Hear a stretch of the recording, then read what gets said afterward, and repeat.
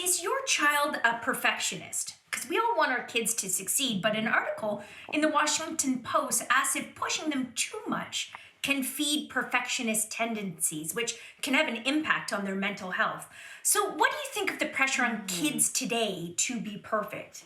Oh, guys, I'm going to make a terrible confession. Not only am I a perfectionist, and I don't say that with any pride whatsoever, my tendencies have spilled over either by genetics or osmosis to my daughter.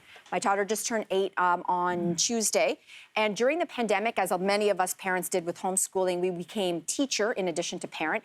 And the thing is, I used to actually be a teacher. And so everyone thought, oh, that's the perfect combination. She's going to do great. And we started great. But much like those days when maybe a parent was trying to teach us how to drive, it usually just ended in screams and tears. Yeah. And that's kind of what happened with us in our house and schooling. And it wasn't just like cries and tears. It was because I was driving her as hard as I drive myself. It got to a point that I actually said to my husband, Ryan, this is actually getting toxic. And to this day, and since I kind of made that acceptance out loud, he is the one who does homework with her from now on. Mom doesn't do homework with her. And we've kind of made that. I'm working on it with my therapist, so it's not that I'm not going to go back. I was like passing on all of my worst tendencies to her, and she's only 8. So it happens fast, It happens young. And how does it manifest?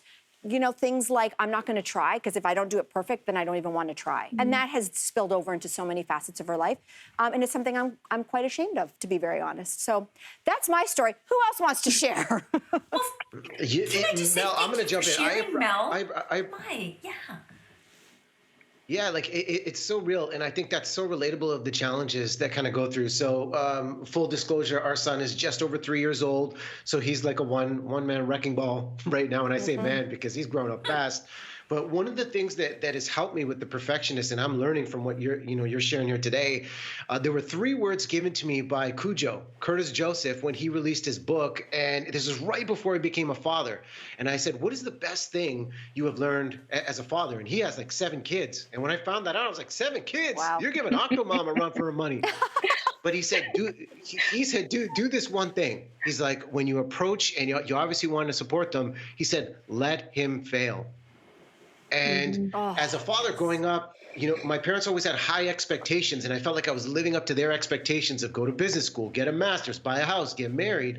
And I thought, I'm living their expectations. I'm not fulfilling my potential. And even a good friend of mine, she just texted me. She's watching the show, and she loves this topic. And we have these conversations of fulfill their potential, not just fulfill our expectations as parents. And I think that is so valuable. Big.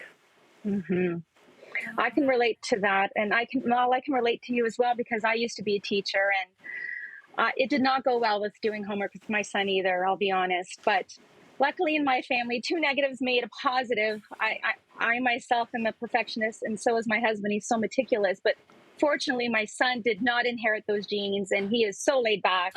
And he actually teaches me to chill, which is lovely. Now he's 19 years old, and he's just really good at, leading the way. But it breaks my heart, though, because even as a teacher, I did see that in the classes. Kids who don't get an A or, it's not perfect, they would be so hard on themselves. And it's so damaging. And I think social media is at play with that, and the comparison game. And I don't know, I think, first of all, as parents, we do need to be aware of it. And it is something that I am working on as well, trying not to read my emails 18 times before I send it. But it's hard. It's hard. Well, Christine on Twitter said, goal setting is healthy and a skill that should be learned, but so is learning how to make mistakes, assess the problem, and move forward in a new way.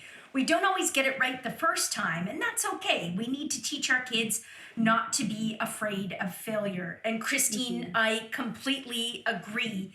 But also just a word to parents to make you feel better. At least your kids probably weren't like me, who would spell a word wrong, get corrected, and then be so brazen and overconfident that I'd say, no, I'm going to keep spelling it this way. But thanks for the offer. So not a perfectionist, but maybe delusional, instead. Still a bad speller. But here you are. Everything's worked out just fine. Okay, that's the moral of the story. It's going to be fine. Well,